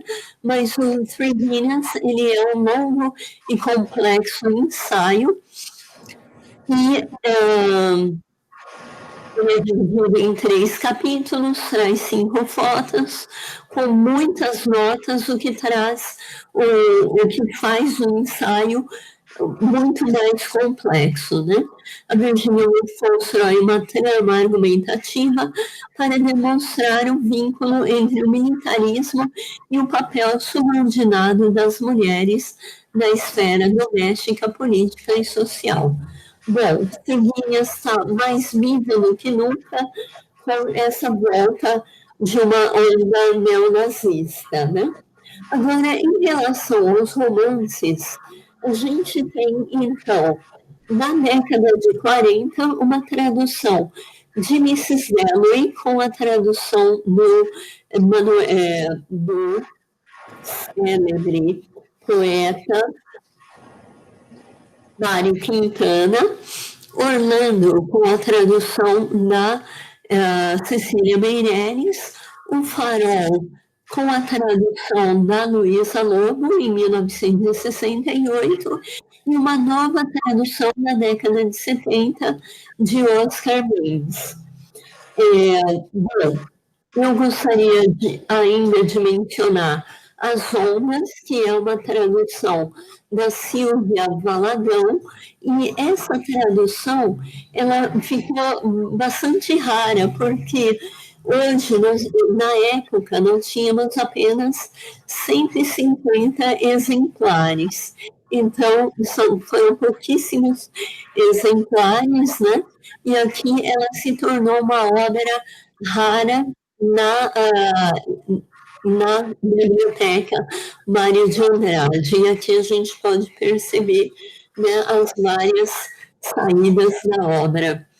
Bom, na década de 80, como eu falei, a Nova Fronteira pede para a Lia Luft e o Raul Barbosa traduzissem todas as obras, né, que faltavam. Então, a gente tem agora Noite e Dia, O Quarto de Jacob, né, Os Anos Entre Atos, e uma nova tradução de As Ondas. A Viagem, é uma tradução de 2003, e a gente tem duas traduções de Orlando na década de 90. Aí, a gente tem, em 2012, novas traduções. Então, tem uma nova tradução da Denise Botman, que é essa edição aqui da LPM, que é uma tradução muito premiada e que ela um pouco que atualiza a linguagem, né? Porque a Denise Botman, ela percebe que a linguagem do Mário Quintana, ela é uma linguagem muito mais convencional e que o que representava uma tradução da linguagem dos clássicos, obedecendo aí o padrão erudito das normas de tradução. E que a tradução da Denise Botman, ela está mais conectada com os leitores desse século, porque ela mantém um blog em que os leitores contribuíam com as traduções, dando sugestões, né? Desculpa, eu não estou vendo vocês. Tenho muito tempo, pouco tempo. Vocês poderiam sinalizar para mim, por favor, Walter? Oi, Maria, você completou 20 minutos de apresentação há pouco. Tá joia, então, eu vou me encaminhar para o final. Infelizmente, eu vou pular essa parte da recepção, né, que é como as escritoras leem a obra da Virginia Woolf. E aí já vou me encaminhando para o final para falar que, em relação às traduções de Woolf, foi possível observar dois momentos. Um mais conservador no início, que normalizava a linguagem inovadora, e uma outra que procura captar a linguagem revolucionária de Virginia Woolf, e que envolve um constante diálogo com o leitor contemporâneo. As traduções refletem os debates políticos, históricos e de gênero, né, de seus tempos. Em 1946, Mrs. Dalloway foi traduzido como um clássico da literatura mundial. A tradução deveria, nesse momento, seguir as normas do belo scrivere ou das belles lettres francesas, né? As traduções, nesse momento, refletiam o contexto político daquela época, demonstrando uma posição bastante conservadora das editoras e, consequentemente, dos seus tradutores.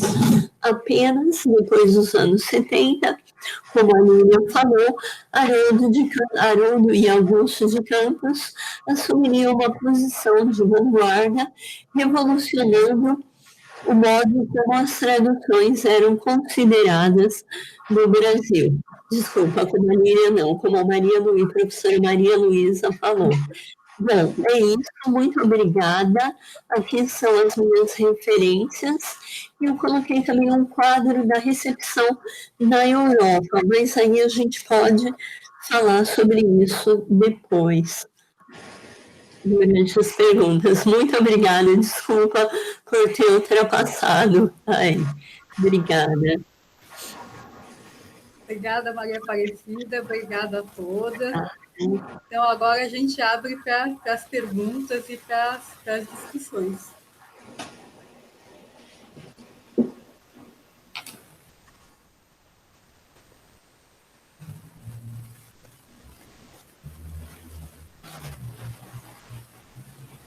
Pode começar, Walter, pode começar, alguém tem que começar. Maria Luísa, eu vou começar. Bom, parabéns a todas pelas apresentações. Enfim, mas eu tenho duas perguntas a fazer. Uma, Maria Aparecida, justamente, né? Eu achei baixo, Maria, o número de referências nessa década, que se encerra agora, daqui 2 meses. Né? E eu queria saber qual a interpretação você dá para isso, porque, assim, esse número de referências é inversamente proporcional ao número de traduções, muitas traduções e poucas referências. Né? E aproveito, né, já faço também uma pergunta para a Vitória, né? Eu estava super interessado pelo tema, eu não conheço nada de literatura sul-coreana, enfim, mas eu já no início estava me perguntando se o sucesso do K-pop, dessas equipes coreanas de LOL, enfim, qual que é o impacto disso na recepção e publicação de literatura sul-coreana no Brasil, sobretudo junto a adolescentes. Né? Estava com essa coisa do adolescente. Depois eu pensei também no sucesso de filmes coreanos, né? Bom, a gente tem Parasita agora, né? E daqueles K-dramas também. Não sei qual é o público dos K-dramas, se é um público mais adulto. Se for mais adulto, como é o dos filmes, talvez isso sirva um pouco de porta, enfim, né? Para a publicação de uma literatura sul-coreana adulta. Né? E aí, só encerrando, eu acho, pegando justamente uma parte da fala da Maria Aparecida, que aponta o filme The Hours como um momento, um divisor na recepção da obra da Virginia Woolf, se Parasita seria também um divisor. Eu sei que é muito prematuro dizer isso, né? Mas, enfim, queria saber se você tem alguma coisa a dizer sobre isso. É isso. Vitória, quer começar? Não, pode começar, já está com o microfone aberto, pode começar. Ótimo, obrigada. Walter, obrigada pela sua pergunta, muito interessante. Esse trabalho na plataforma, ele ainda está sendo realizado. Então, olha a diferença dos números. Em 1930, que tinha apenas 47 referências em 2017, hoje a gente tem 142. Então, essas referências foram aumentando. Hoje, essa década, né, termina em 2019. Então, começa 2010 a 2019. O número, que era 12 referências, mudou para 90 em 2017.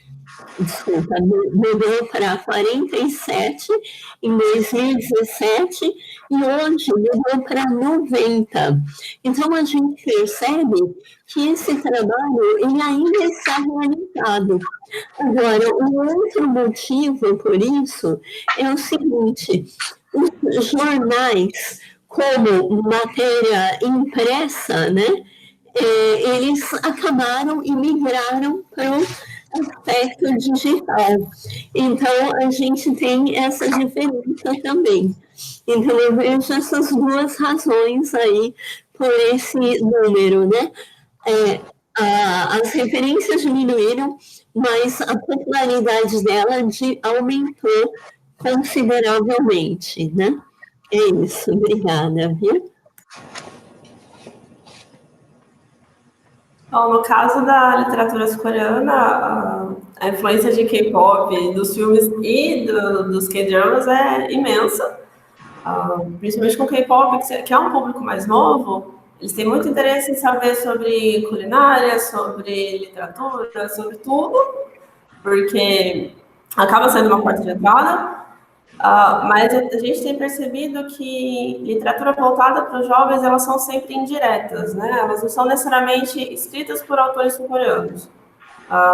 Os 3 exemplos que eu mostrei na apresentação, por exemplo, eles são todos indiretos, eles são traduções do inglês de autores que são sul-coreanos, mas que já moram nos Estados Unidos faz algum tempo. Então, a gente tem percebido que um movimento quase tradicional do mercado brasileiro, né, que sempre vem de língua inglesa. Então tá mais ou menos nessa linha.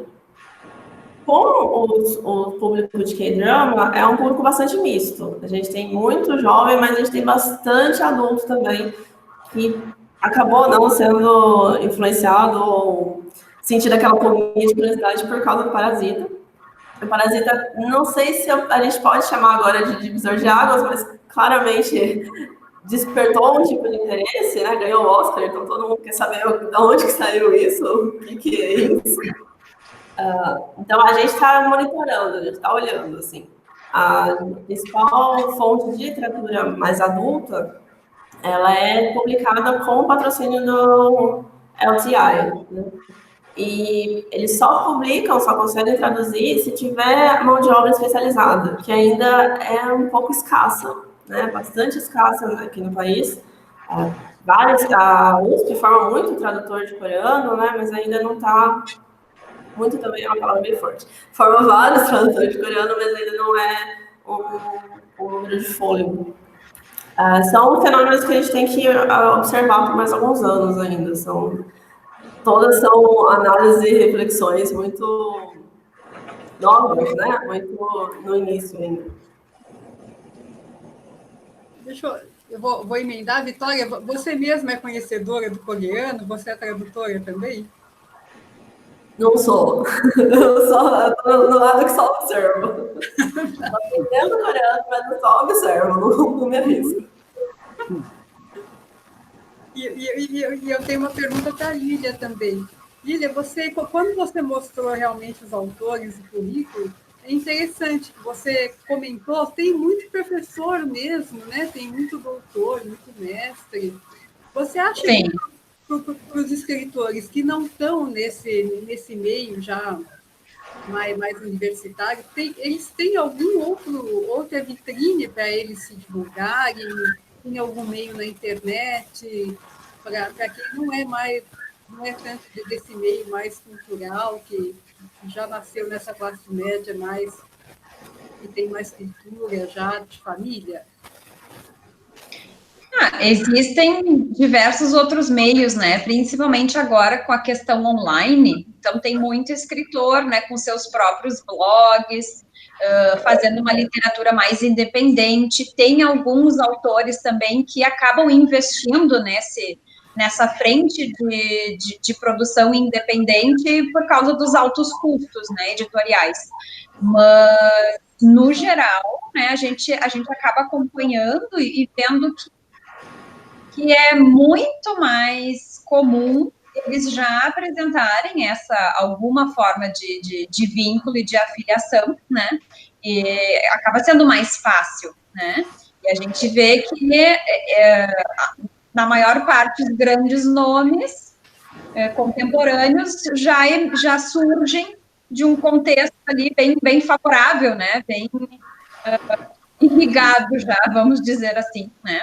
Porque é interessante também a gente notar que desses escritores, né, que comentaste muitos são professores, doutores, mestres, enfim, muitos fazem as coisas de uma forma paralela, né, ou acabam investindo no currículo acadêmico um pouquinho depois, né, à medida que vai vendo ali que a sua produção vai ganhando mais fôlego, vai também, né, enveredando, assim, vai em paralelo indo por esse caminho acadêmico, né, mas ele está muito atrelado a um já caminhar artístico ali, né.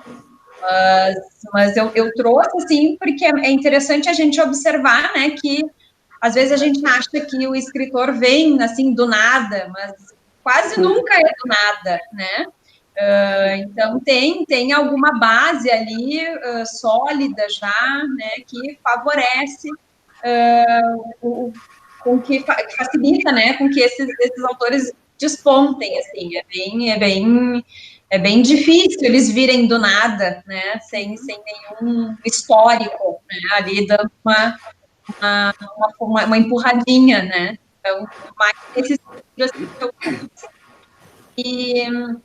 e para mostrar que, claro, o autor totalmente independente, né, que não tem um histórico ali, ele vai precisar de alguém lá de cima para dar uma pinçada nele, se a gente pensar, né, na literatura, por exemplo, feminina negra, né, então os nomes que a gente tem hoje são porque depois de muito tempo, algum editor, alguma pessoa lá dos estratos mais superiores, peraí, vamos ter uma coisa diferente aqui, vamos dar uma pensada e vamos investir, né, porque senão acaba não ganhando pós, né, mas é interessante, assim, o que mais me chama a atenção nessa configuração é o papel em diferentes frentes, né, todos escrevem, mas também escrevem literatura, mas escrevem sobre literatura, né, e corroboram a literatura dos seus pares.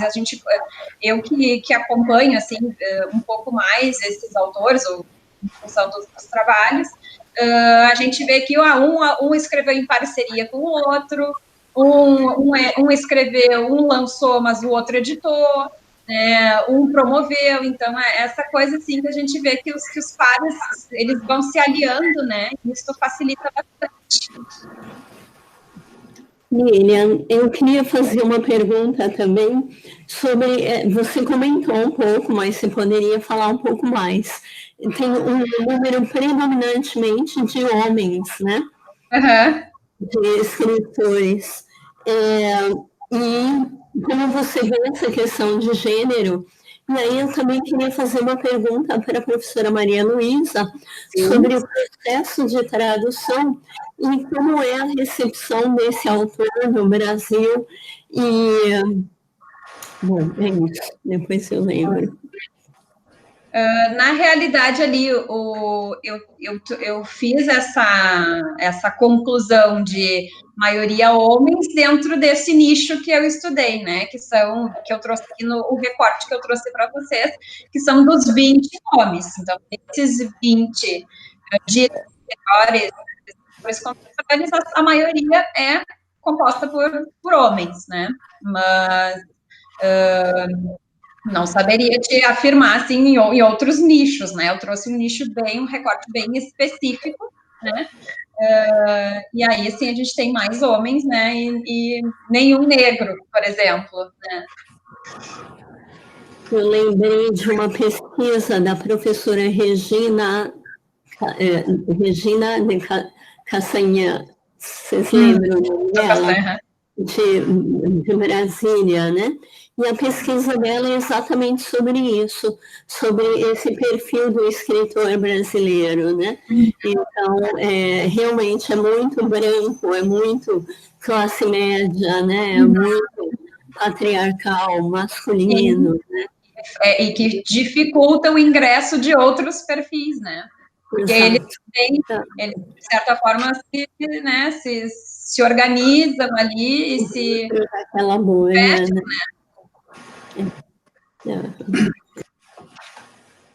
Quanto à presença, à recepção de François Julien no Brasil, a inserção dele se dá muito por disciplinas.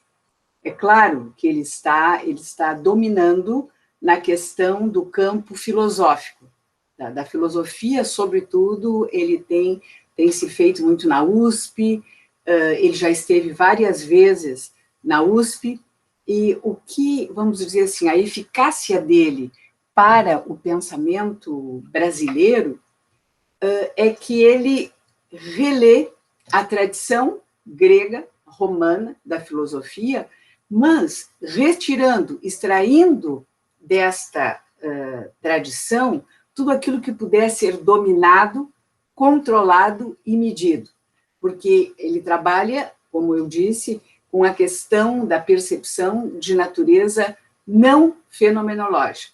Então, ele realmente, no campo filosófico, ele tem uma inserção bastante grande, seguidamente, foi por isso que eu traduzi As Transformações Silenciosas, foi a pedido justamente de um professor de filosofia da USP, que os alunos não leem em francês e estavam muito interessados nesta questão de como ele fica entre um pensamento europeu e um pensamento, vamos dizer, chinês, porque é assim que ele fica nesse divisor de águas entre China e entre, vamos dizer, Europa. Nos outros campos, nas outras disciplinas, eu vejo que na literatura comparada, na teoria da literatura comparada, ele está começando a entrar, sobretudo pela questão da paisagem. Pela questão da paisagem, que ele tem um livro que se intitula Vivre de Paysage. Inclusive, na minha mesa redonda, a gente não pode ficar anunciando assim, porque as pessoas têm que olhar por si e não se sentir comprometidas com nada, mas eu fiz um livro baseado nas Transformações Silenciosas, que será também publicado agora, eu acho que até a mesa, dia 18 de novembro, a mesa redonda, e que é justamente, trabalha a questão da paisagem na literatura brasileira, latino-americana, baseado nas ideias, na reflexão de François Julian. Ele, no sentido da teoria da comparada, como, vamos dizer assim, intermediada pela tradução, pelo ato tradutório, o que eu acho, vamos dizer, de grande eficácia e grande revitalização para a nossa tradução é que ele não cerceia o tradutor, não é? Ele sempre dá essa liberdade do tradutor manter na língua traduzida certas ressonâncias da língua de origem. Então, como eu também já falei, eu acho que essa questão da alteridade, porque Haroldo de Campos e Augusto de Campos, eles realmente plantaram entre nós, aliás, acho que bem antes de outros teóricos europeus e internacionais, essa questão da invenção, da transcriação inventiva.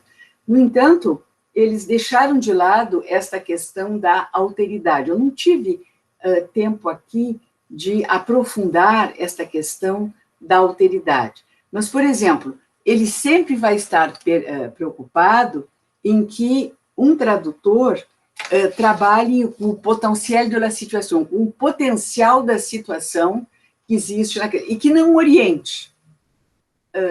Eu não estou respondendo a tua pergunta, porque o que tu queres é saber a recepção.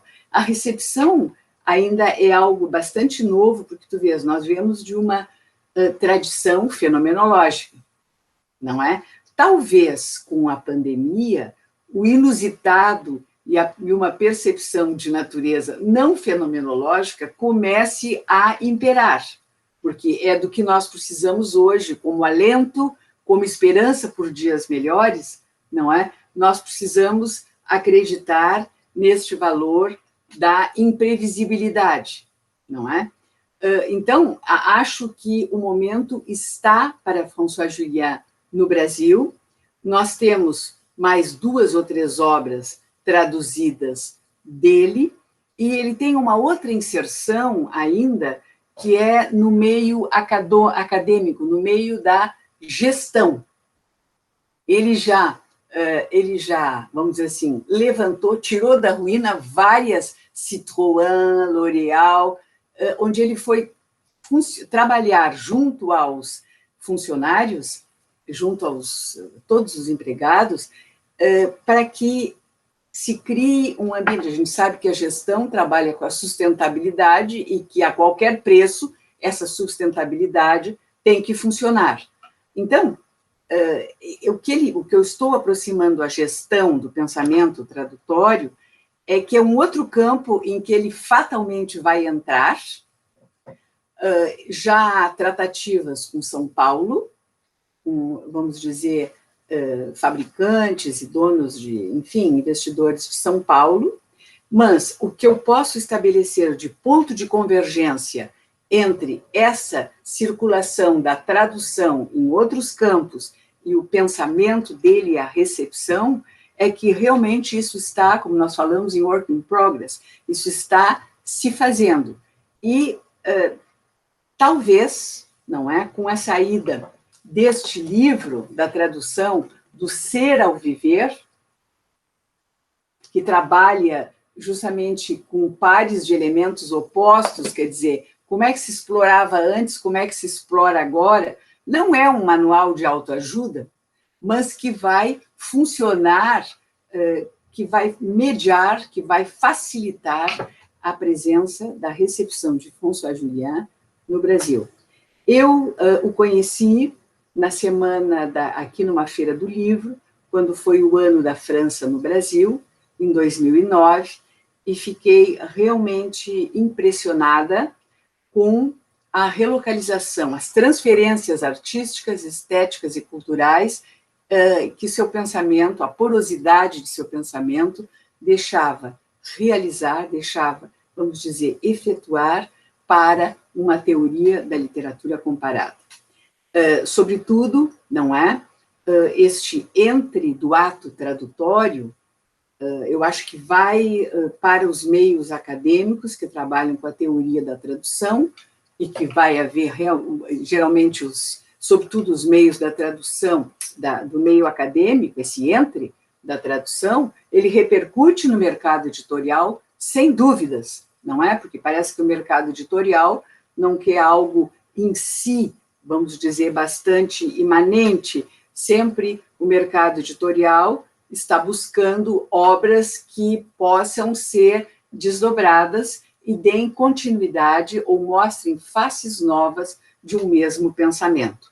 Nesse sentido, talvez para uma próxima Abralic, eu já possa também fazer um trabalho de computar, como aqui, eu vi meu trabalho se deslocou, não é? Porque eu estava preocupada em mostrar a produtividade, a fertilidade desse pensamento para o nosso fórum de debates.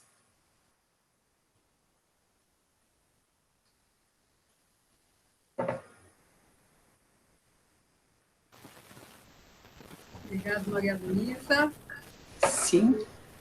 Mais perguntas? Eu gostaria de agradecer a todos, né? E as perguntas também. Ia falar com a Maria Luísa, já se tornou, não é a primeira vez que você fala do François Julien num grupo conosco, né? Sim. Já se tornou obra da sua vida, né, Maria Luísa? É uma das obras, né? Eu entrei assim de um modo inusitado para essa tradução, que não tem mais deixado. Agora ele vai me confiar justamente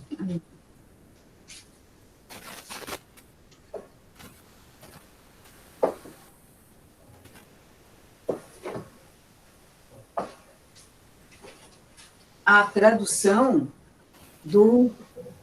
sobre o livro que se intitula O Inusitado.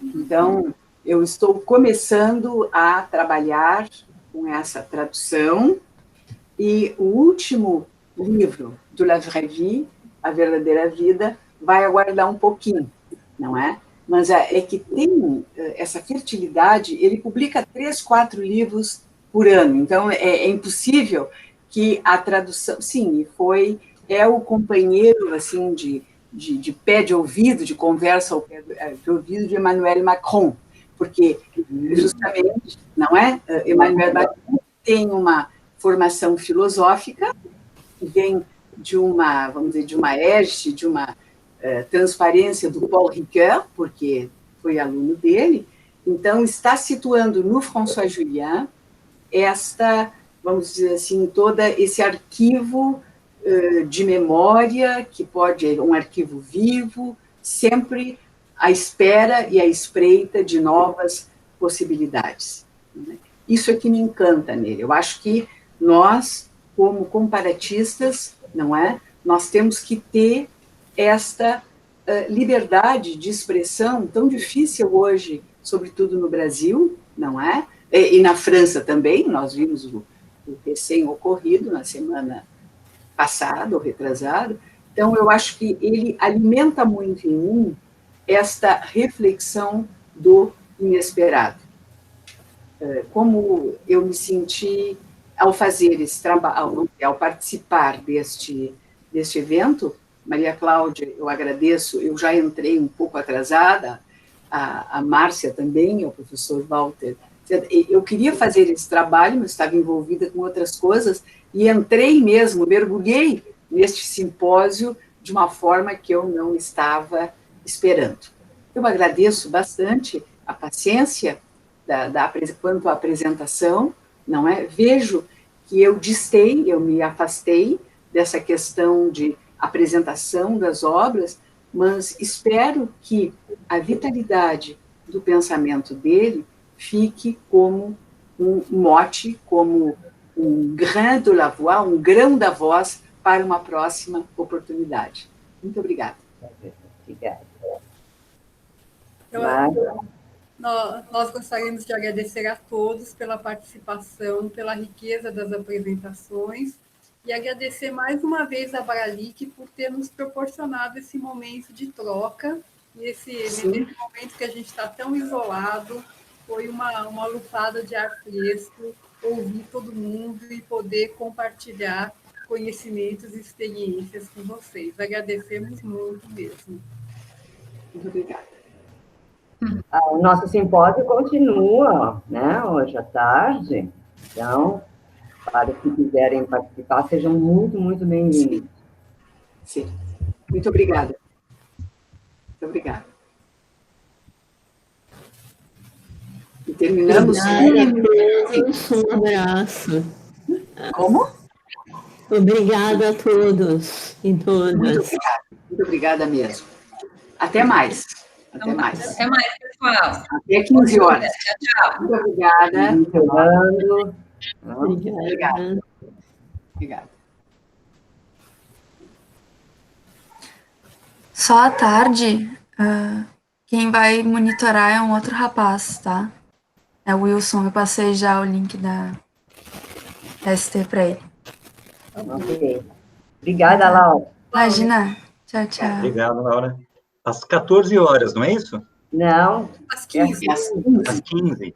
Tá certo. Obrigada. Tchau, tchau. Tchau. Foi.